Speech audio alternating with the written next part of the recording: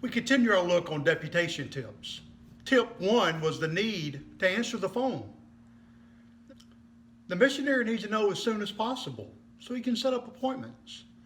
Now we discuss the subject that no one likes to talk about, money. It's been said that money isn't everything. Well, that's true, but it buys everything, and you know it. When a man accepts the call to go on a field, he has to find a sending church, resign from his current church, and go about raising funds to live on. Now think about that. Who does that? Who quits a job without having another job lined up? The missionary does. And before he can draw a salary, he has to raise the funds. And he does this by visiting churches and sharing his burden.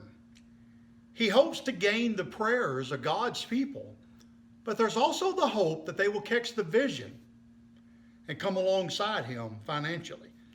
When your church invites a missionary to share his work, give an offering for his expenses.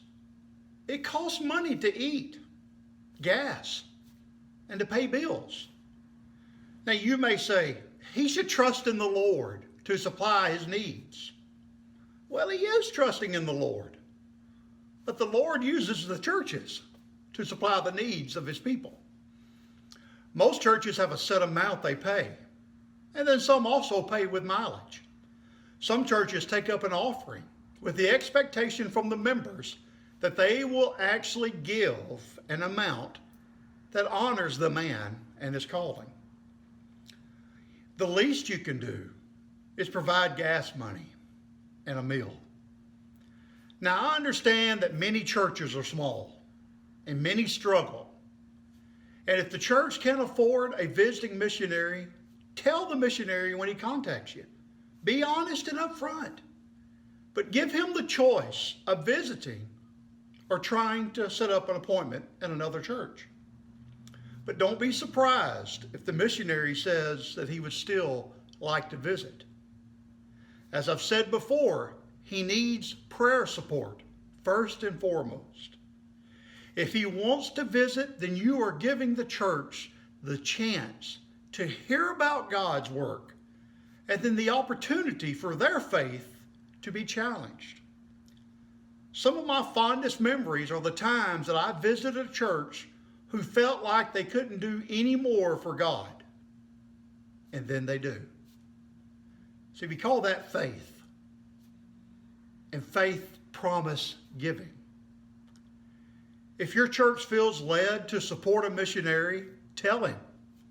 Tell him how much and how often he can expect support. Some churches send a month, some churches send at other times. Let him know, because he and his church have set an amount that he needs each month for salary, for health expenses, and ministry expenses.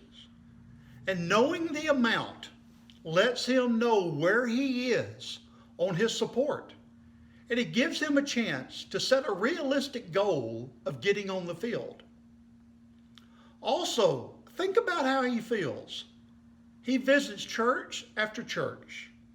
And if he never hears back, if he never knows where he is on support, how frustrating that might be. But please, don't tell him that the church is supporting him until the church actually votes to support him. Many times people get excited when a missionary visits and they tell them that the church will support him, and then nothing. For whatever reason, the church doesn't, and the last he heard was that they were. Also, if the church sends a special offering, tell him so he will not think that it's part of his monthly support. Now, no one likes to talk about this aspect of the ministry, but in the real world, we must. Communication can go a long way in getting your church involved and helping the missionary. Now, the good news is God owns it all. The bad news is it's in your pocket. Being a part of God's work is an amazing thing. And when everyone is on the same page, it gets even better. God bless the people that step out and trust in the Lord.